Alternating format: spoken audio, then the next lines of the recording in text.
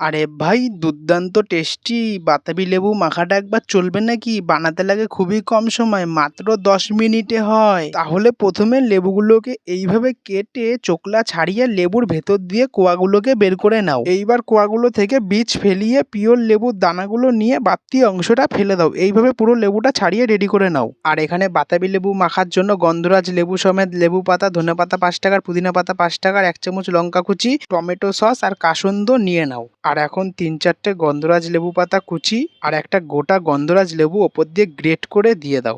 এখন পুদিনা পাতা, ধনে পাতা, লেবু পাতা, লঙ্কা কুচি, টমেটো সস 2 পাতা, 2 চামচ কাসুন্দ, 1 চামচ বিট নুন, 2 চামচ চিনি, 1 চামচ লঙ্কার গুঁড়ো দিয়ে ভালো মতন মশলাটাকে মিক্সড করে নাও। এইবার ছাড়িয়ে রাখা বাতাবি লেবুগুলোকে দিয়ে মশলার সাথে ভালো মতন ঝাঁকিয়ে নাচিয়ে মিক্সড করে নাও। ব্যাস, এবার প্লেটে ফেলুন আর খেয়ে কমেন্টে বলুন। আশা করছি খেয়ে মুখে নতুন রুচি ফিরে পাবেন।